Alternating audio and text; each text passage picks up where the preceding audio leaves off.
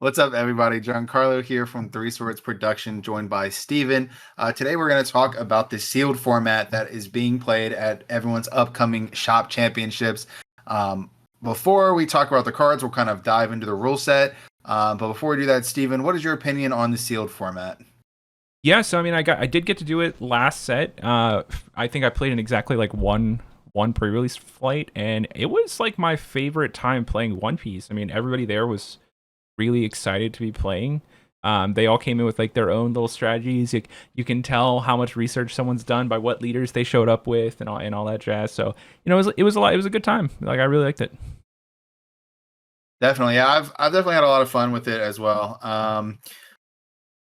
We are now, I guess we'll talk about just some of our opinions on the format and, what you can do to give yourself an edge up. I know we all want that VV winner promo. So I guess let's just dive in. So the rules are your deck is going to be 40 cards and you can mix and match colors. So that is going to be the biggest advantage for some leaders is that you're not locked into playing like all red and then, oh, I didn't pull enough red cards. But the common pool is really strong for some leaders, so I guess we'll just kind of get into that. And then so that's basically it. 40 cards, you're not locked into colors, and those are really the biggest changes. So I guess Steven, you have the leaders pulled up. Which one do you want to talk about first? Well, I think one of the best leaders that you could bring with you in set two pre-release was Zoro, and I kind of have them laid out in order of fun here. Well, that's not true. They're kind of random order, but I think Zoro is like the most important one to talk about first, just because it is a leader that means that you get an advantage no matter what cards you put in your deck. Where some of the other leaders on this list, you have to kind of build around in order to make the most use out of them. Zoro doesn't have that restriction.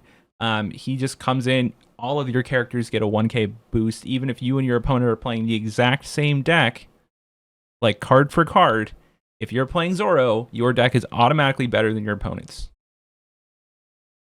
Yeah, no, I 100% agree. So you said it yourself. The best leaders in draft format are ones you don't have to build around, and that is simply because you don't know what you're going to get. I could get 8 2Ks. I could get 1 2K. I could get a bunch of vanillas. I could get a very few amount of vanillas. So the best leaders in the format are ones you don't have to build around. And Zoro is a great example of all of my character cards are just slightly better because they all get buffed by one. And I think he is a solid choice in the draft format. Yeah, I mean, 100%. So next up here, I do have Sanji on the screen. So let's just talk about Sanji for a minute. In set two, what I noticed personally was that the best thing you could be doing is playing cards that were undercosted, which had a higher stats, so that they were tougher for your opponent to deal with. Your opponents aren't going to have the card selection necessary to really counter big threats. They have to attack those threats, and so we're leaning on the core mechanics of the game rather than special abilities of character cards or event cards. So that tends to lead itself well into the vanilla package. So we've picked Sanji as like one of the standout leaders that you could take in. It's not going to be the best leader. I think Zoro's going to kind of hold that crown. Maybe Cheska will disagree.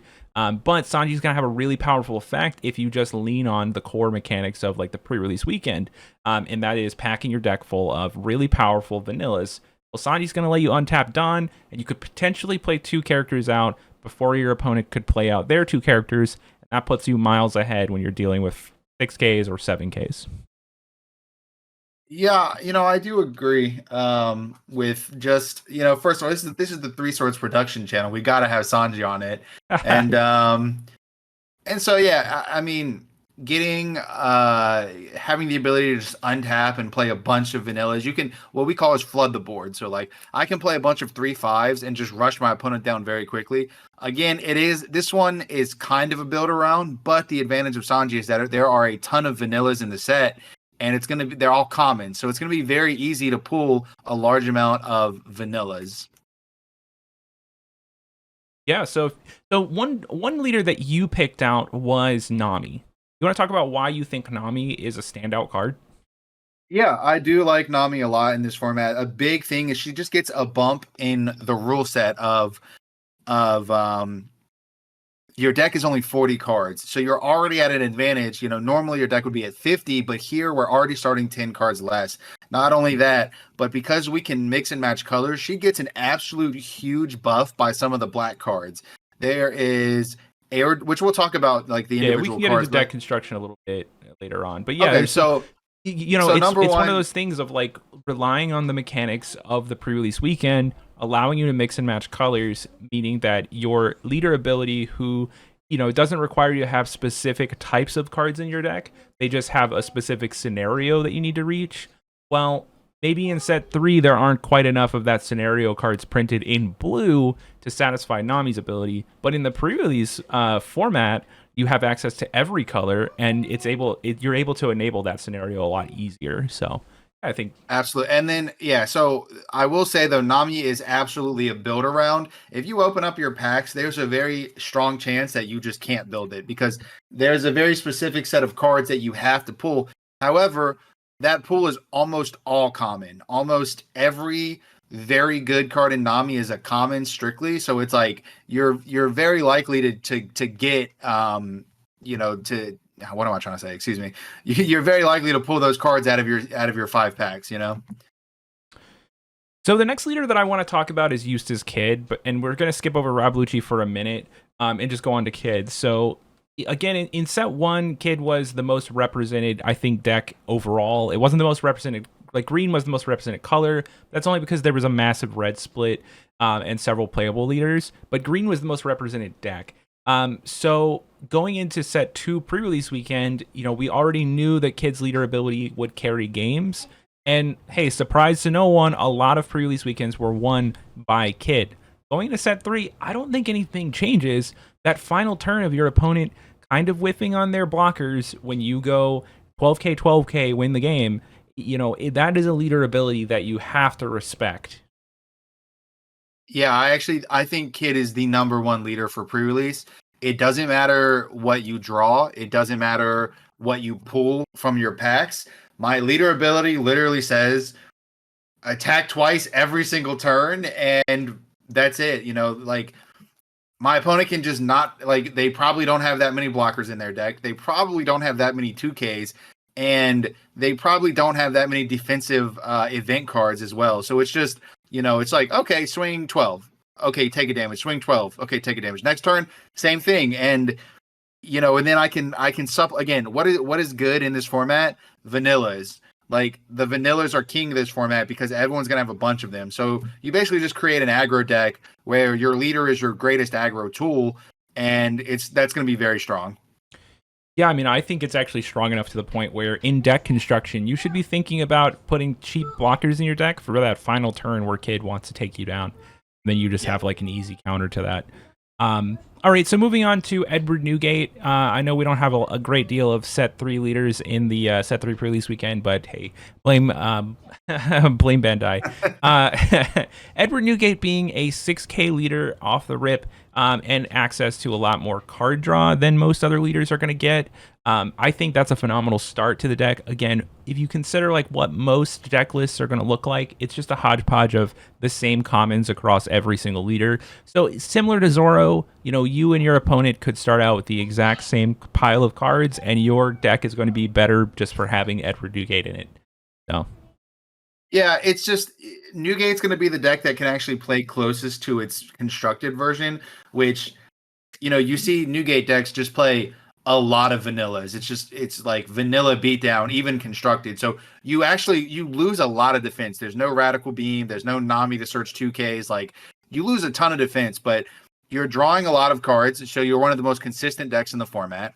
And your leader's big. So again, kind of similar to Edward, to Eustace Kid, where it's easy to just attack for 7. So like you're pushing damage throughout the game while also drawing cards to defend your board. He's going to have one of the best board centric decks because he's going to have a lot of cards to defend his vanillas, and then he's going to be able to attack vanillas and attack your opponent's leader very well. So super strong leader.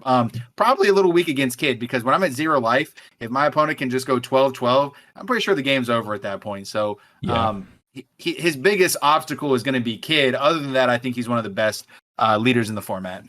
Yeah, I mean, to note though, like those weaknesses will have to be shored up during deck construction, which is something that you can do. So if you're looking at Mm, this list and saying, I really want to play my alt art Newgate, that's what I want to do this pre-release season. Just all right. consider that there are options for you in deck construction to be able to stop the kid's final attack there. All right, so getting to the last leader on the list, Rob Lucci. So this is here just because I actually think this is going to be quite an impressive card in the previous season. Think about this in the same exact terms you would think about Eustace Kid, except it doesn't cost 3 Dawn. It costs you discarding 2 cards, which you are absolutely going to have because your deck is going to be very clunky. You're not going to get to a point where you play every single card in your hand. And as long as your opponent's not too aggressive for you, you will not counter out with all of those cards either. So you just will have the 2 cards to discard for Rob Lucci. That's just gonna happen. So I Yeah. put this on this list as a better version of Kid. Better is a little subjective, so there will be scenarios where he's better. For example, like let's say my opponent has um any card in rest mode, right? Let's say they attack with their 5k vanilla. Okay, I can swing 15 at your lead, and then I can swing my entire board at your 5k, discard 2. Like it's gonna die eventually, right? Swing my entire board at your 5k. I'll discard my 2 cards and attack for 15 again. That doesn't require any Dawn investment. I can also place my Dawn a little better because, like, yes, Kid has that 3 Dawn investment. It's just, it's a little more. Like you'll always have it. Rob Lucci is a little situational in the time. It has it sometimes. It doesn't have it other times. Kind of stuff like that. But overall, yeah, Rob Lucci is going to be a strong leader. He is a little bit of a build around as well. If you're gonna need some like black cards to like guarantee his trigger. Like if you pull a Kaku, you're gonna be very happy because you'll very consistently be able to trigger your leader ability. Yeah, but I mean, I'm thinking about just the game mechanics. Like when you attack something, like you said, you get to untap your Rob Lucci. But again, like one of the build arounds for the way you stop Kid is just by putting these cheap blockers in your deck and then holding them for the last turn. That's not going to stop Rob Lucci. He's going to come across even harder because like that final attack is just going to be 15-15. Like you're going to have to deal Yep. with a 15k attack no matter what you do. So. I think Rob Lucci stands like a really good chance this pre-release season. So that's exciting. So we've got a lot of leaders there. Of course, there are some more leaders that you might favor. Let us know in the comments. But yeah, let's move on. Yeah, I do think there are other viable leaders, but at the same time, it's like I don't. We can only talk so much about so many things. There's in one definitely a video. lot of Yeah. viable leaders, and if I were really choosing 3 here to like move into this pre-release season, it would definitely be Zoro, Newgate, and Kid. But we want to throw in other leaders as well. And what's fun about One Piece is that all of these leaders in a vacuum are fun and powerful to play. So there's a ton of options out there. So getting into some SRs here that I think are kind of must includes. Like if you open one of these, I think you should play this card in whatever build you're playing. Starting out, we have Charlotte P Sparrow. Now, this card, when it does get KO'd, you are gonna, if you don't build around it, you're going to have difficulty adding a card to your hand, of course. But one reason that I really like this card is because you can basically treat it as a vanilla. 3 cost 5k. It's already very well statted. And then it has the trigger of just being able to come out into play. So, that is a really solid and game swinging trigger. And I think that makes it a worthy include if you open it. No, I 100% agree. It's not going to be hard to get Big Mom cards, Big Mom Pirates. It's not going to be hard to even get a 2K. There's Stroysend in the set, which is a Big Mom Pirate. So this being able to search a 2K or another, like really, and then yeah, there's going to be targets that are worth playing, like you said, like the vanillas. Like there's going to be a ton of targets worth playing. So the fact that this is a vanilla statted card that replaces itself is really good in sealed format. Right. So I mean, we're looking at those 5Ks here and saying like, yeah, if as long as they don't cost much, we need to like fill the board with this so that we can pressure the opponent's leader very well. Yep. And this is a reason why Newgate is still a powerful leader. We're not talking about the leaders anymore, but one serious include is any 5K that's well statted, and Newgate's a 6K, so it's not quite good enough. Yeah.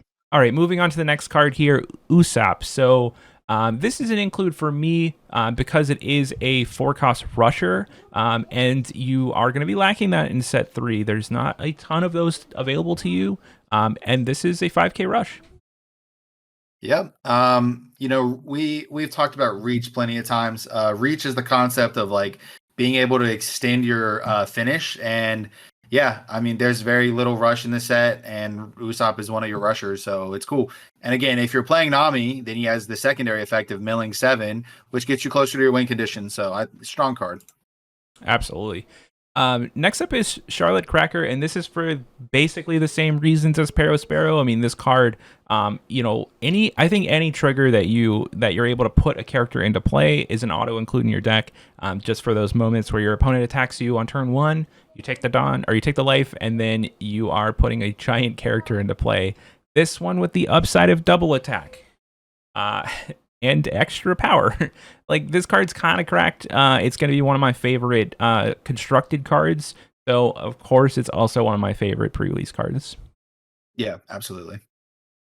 So the Marco is a bit contentious here, and we're starting to get into the next set of cards that I've grouped together just for a different reason, and that is that this set has a lot of ways to interact with 4-drops. You see Krieg on my list here. You're going to see Polly actually interacts with 5-drops. And then in a bit, you'll see another card that interacts with 4-drops as well. This set can interact with 4-drops pretty heavily. So when you play and you find powerful 5-cost characters, then you need to play those in your deck just for that variety, so that your opponent doesn't have like as many options against you. Marco's one of those things. Marco's ability is also not tied to red events, so you're going to be able to discard any color event that you have, which you have access to every color in your deck to be able to play Marco's ability. This will be playing at a constructed level. This Marco is going to be playing at a constructed level in your pre-release event. That is a very powerful effect, a very powerful ability, and I think it's an auto include in any deck that you open this card in. Yeah, just all around great card on its own. If you do pull any red event cards, and you can like cycle its ability again. I mean, it's very strong. Marco's ability here not tied to red, just discard event. Oh, it's any event. Wow. Okay, yeah. So yeah, even better. I don't know why I thought it was tied to a red event. Awesome. And then Polly here. So Polly is another 5-cost character. ETB, or like on play here, you're going to be able to pay some Dawn in order to tap an opponent's 5-cost character. That's going to let you interact with like the bigger characters on the board. But again, it's another way to like cheaply engage with your opponent's battlefield if they're trying to set up and not trying to attack you. This is kind of the perfect pre-release card. It does establish a 6K body. It also establishes, I think this card also ramps you Dawn. So just all around a very good card here. Yep. And then Krieg, on play, Krieg is going to destroy 2 4-cost characters. Solid. Just any type of removal can really be a blowout in like sealed formats where it's like, wow, I just had like this crazy removal card and I went so far ahead in tempo and in value. It just gets a little crazy. Absolutely. All right, you ready to move on? Oh yeah. All right, so we've got rares here that I think are must includes. Yeah. So if we want to start with Kaya, I mean, she's a 2K. Her on-play ability is good in Nami, but not very good in other decks. But she is kind of hand cycle. If you open up your opening hand and you're like, wow, this is horrible. Well, okay, maybe I can just draw 2 and discard 2. So it's not the worst effect in the world. We're going to be constructed. We're going to be approaching this format differently than we would something than sealed, and then constructed. So, that effect's not the worst effect in the world in this format. And again, it's really just a 2K. And you're going to want as many 2Ks as possible in your deck.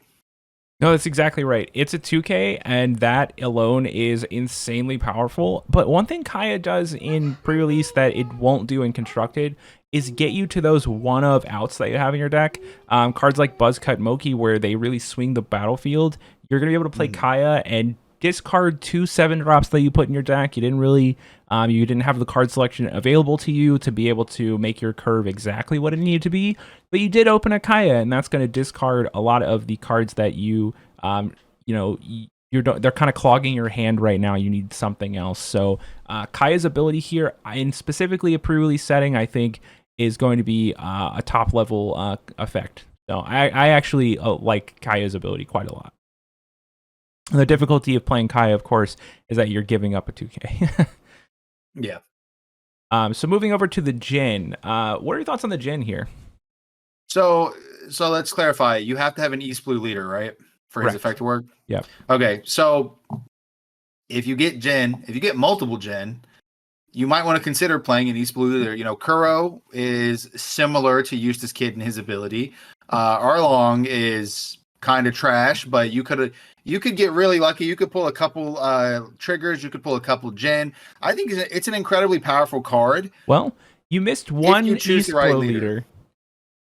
You missed an East Blue leader that we put on our leader list. Exactly. Nami, yeah. Nami. I did, yeah. Yeah, no, great. Again, I think Nami's one of the better leaders. So if you pull a couple Jin, you're gonna be good. He's a great board control tool. He has like a standard body size, but his ability very strong. In any of those leaders. Yeah, I agree. Yeah, this is the type of card that, if it were to come down, you really could control the battlefield. And on a later turn too, this is the type of effect that can swing the game pretty hard before your opponent has time to interact with you in return. Okay. Yeah. So the next card here is Charlotte Smoothie. So Charlotte Smoothie is a 4-cost 5K that on attack you can take 1 life from yourself, and then it gets plus 2K power. Yeah, I think it's really good. It becomes bigger with no Dawn investment. Drawing your cards from your life might sound like it's a high cost, but it can be considered just more card draw. And then, of course, the trigger to play it off of your life is very good tempo. So I think it's an excellent card.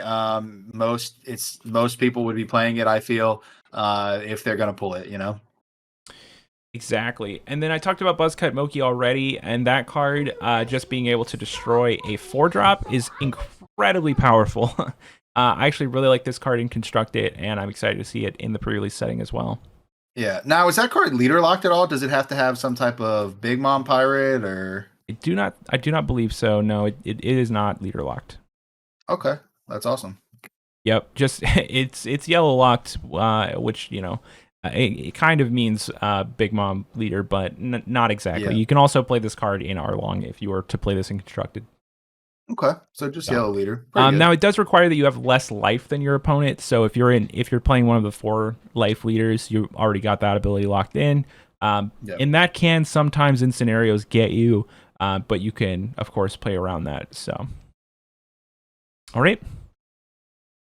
And then the last thing that we have here for this video is going to be just kind of an example, like what you might want to start out with if you are thinking about playing Nami.